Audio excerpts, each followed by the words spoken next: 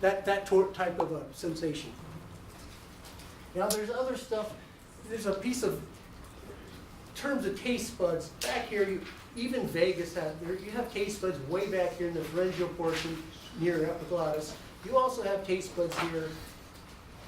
So you have a few taste buds from the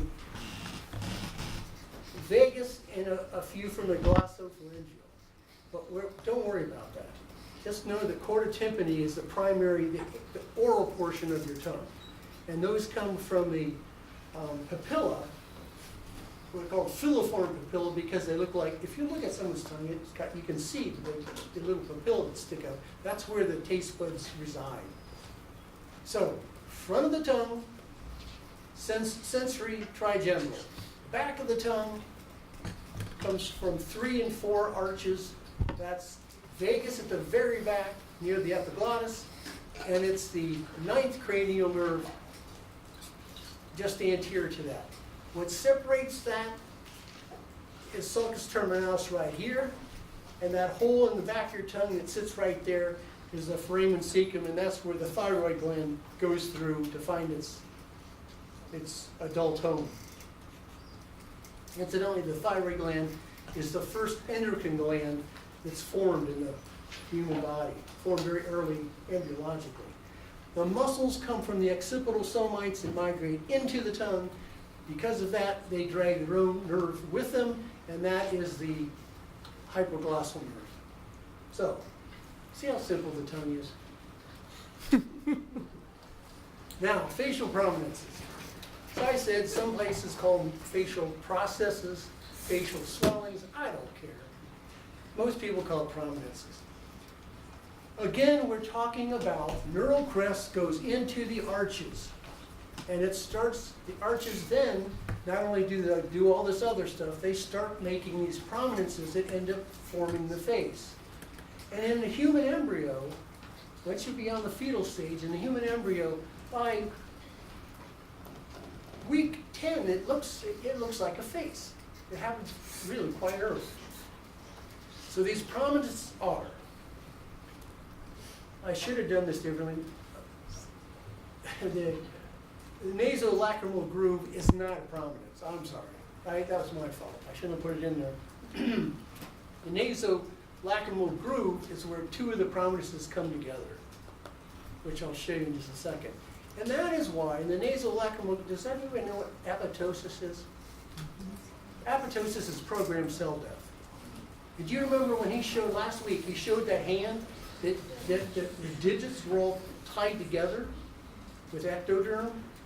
Well, normally all of our digits are, but what happens is apoptosis comes in and wipes out those things, and now we have movable digits. It's just cell death. In the nasolacrimal groove, what happens is there's a cord that forms out of ectoderm, and then the mesoderm grows over it, and that cord connects your lacrimal sac in your eye to your nose, your nasal chamber. And then what happens, that cord gets hollowed out through apoptosis into a tube, and that's why when you cry, your nose runs. I'm sure you've all noticed that one time or another. That's why your nose runs when you cry. And crying is a weird thing too. Other animals don't cry. What is that all about? Humans are weird animals. All right, we got a frontonasal prominence. I think I've got it. Here we go. Frontonasal is your forehead. It just sits up here, and that's what covers your forebrain. And in humans, we have a vastly expanded neocortex, part of which is the frontal portion of our neocortex, which plays a major role in the growth of our forehead. So that's the frontonasal prominence.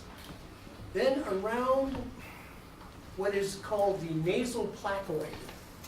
Anytime you see the word placoid, what a placoid means is a thickening of the tissue.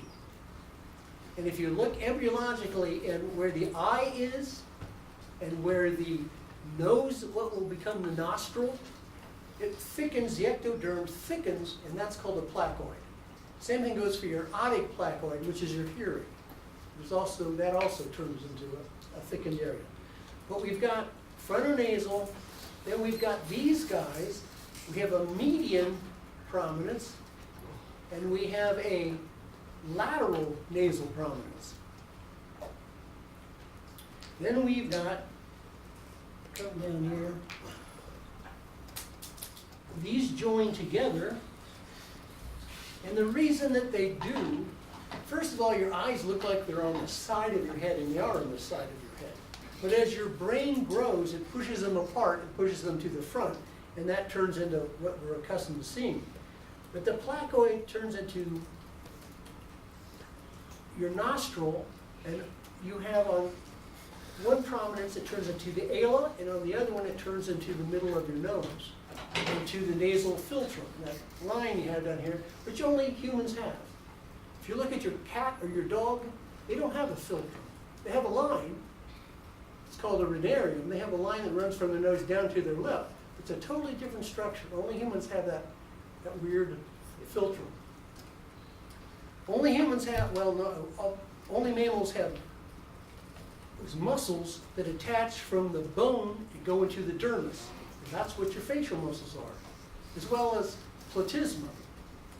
In platysma, the only time that anyone ever uses platysma, it's a muscle sheet that goes here, which, you know, if you get brisket to eat, brisket is the platysma of a cow. And it can be really thick. In our case, we don't use it for anything, except maybe men use it for shaving. You kind of go like this. Well, that's platysma that's you're flexing there. It doesn't do much anything. But in horses and cows and stuff, that's what shakes their skin to get the horse flies off. You see them shake their skin. Only they don't call it platysma, they call it carnosa.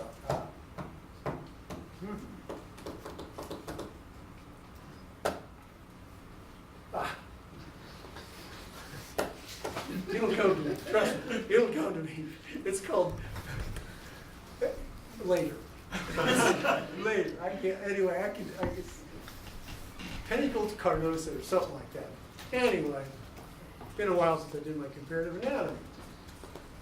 So the frontal prominences come together, and that's where you end up with the nasolacrimal groove, which is where the lateral nasal process comes down and meets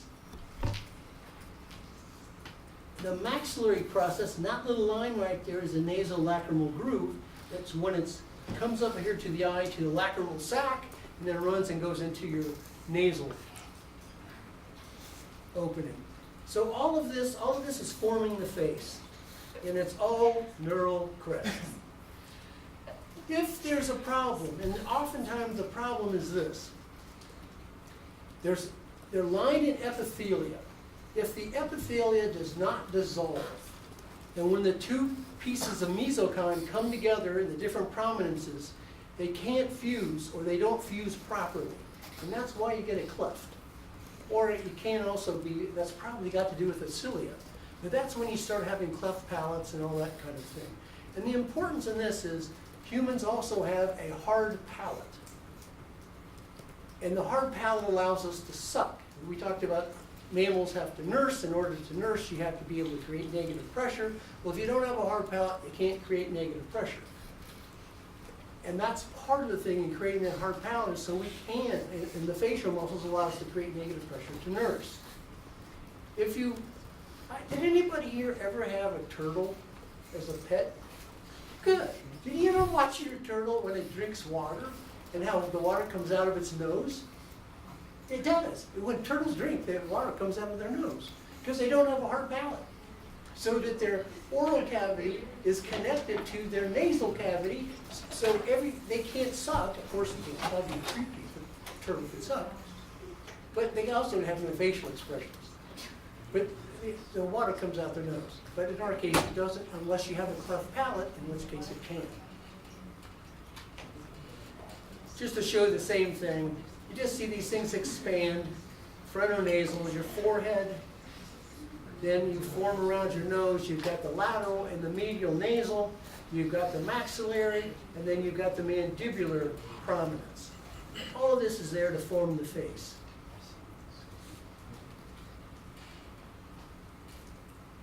Neural crest, once again.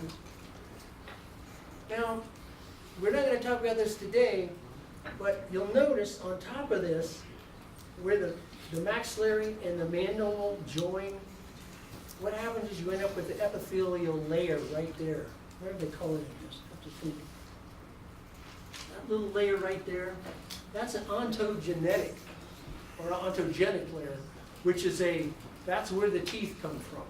When the teeth are starting to grow, you lay down this little layer, and that then invaginates into the mandible and the maxilla, and that's what we'll talk about next time, and that turns into the teeth. And this is how you form your hard palate. Part of the maxillary prominence grows together on either side in what's called a palatal shelf, and it grows together towards one another, but at first it can't because the tongue is in the way. Well, then as your mandible grows, your tongue drops down into it and gets out of the way, and that's how you form your palate, your hard palate. So it first forms in the front what's called the premaxillary. Humans have a premaxillary bone, other mammals do. We have one embryologically, but then it disappears, and then it worked its way back, and that's how we get a hard palate. And if you look at someone's palate, you can see the suture. So you've got the hard palate, and then where the two plates meet, there's a suture that runs up and down, the midline palatal suture, and then behind it you have the soft palate. And the soft palate, even behind that, is the uvula. So that's how you form your hard palate, is that prominence grows together and joins, and presto, you have it. And that's very important, because it allows you to nurse. It also allows you to use drinking straws. And there's little things like that you couldn't create negative pressure. Same thing here. Here are the palatal shelves coming together. There's the nasal concha. If you look in a skull, like a dog skull, most mammals, if you look in particularly dogs, because they're easy to see, they have that big long snout, and if you look in their nose, they have all those nasal concha, lots of them. Look at a human nose, like we don't have anything. It's kind of pitiful. Well, the nasal concha increases the surface area for the olfactory nerves. And the olfactory nerves, by doing that, gives them all that sense of smell. In humans, we've so reduced our smell and reduced our face, we don't have any nasal concha. Now, another piece of this is that nasal concha, when you're warm-blooded and you breathe out, every time you exhale, you're blowing out hot air, and the hot air is taking moisture with it, and you'll dehydrate very quickly. And that's why mammals have to drink a lot of water. If you're a crocodile, you don't worry about it. But if you're a human or other mammals, you have to drink a lot. That is why you're thirsty all the time. Because we don't do much of a job of saving that in a big long snout with all those concha. What happens is condensation will cause the moisture that would blow out otherwise to stay in your nose, which is why your dog has a wet nose. Ever wonder why they have a wet nose? No, never mind. Oh, well, that's why they have a wet nose. And that's why you don't have a wet nose. Unless you're crying, then it gets wet. Because it's nasal like on the top. At any rate, that's what all that's for. Now, I want to point out that in the mandible, remember first branchial arch, first pharyngeal arch, in the mandible you create the mandible, but not just that, the neural crest cells also create what's called the squamous portion of the temporalis bone. The temporal bone is right here on the side, which your temporalis muscle attaches to. And that also comes from the neural crest from the same onlogen that forms your mandible. Now, in your maxilla, your zygomatic bone comes from that same unlike. That is also comes from the maxillary prominence. And the cribriform plate. Does that ring a bell for anybody? The cribriform plate is where the first cranial nerve goes up into your brain, the olfactory nerve. And here is a really neat thing. Obviously, I don't get out much, but the cribriform plate is always perpendicular to your nostrils. So in a dog or a cat or a horse or a cow, their nostrils point forward and the cribriform plate is vertical in their head. In humans, our nostrils point down. And when our nostrils point down, the cribriform plate is now in a human perpendicular, it's now horizontal. I have no idea why, but it is kind of a neat idea. I think so. Again, I got to get out more. So that is why you've got these nasal concha, although we don't have many. And there's a nasal septum that is also formed in what's called the ethmoid bone. The ethmoid bone is formed by the maxillary prominence. You don't have to learn all this. Do you guys take with Mark Hans, do you take facial development? I think you do. Next semester, maybe? Okay, well, at that point, we'll go over the anatomy of this stuff I'm telling you about. So the thing is, this is where you get the clefts, right? This is where these things meet. So you can usually tell where it went wrong.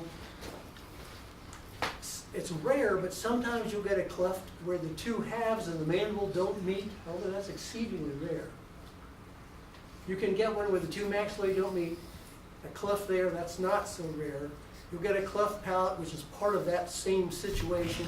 Sometimes you get a cleft that'll run up between the lateral nasal and the maxillary up and down here. So you can get clefts where the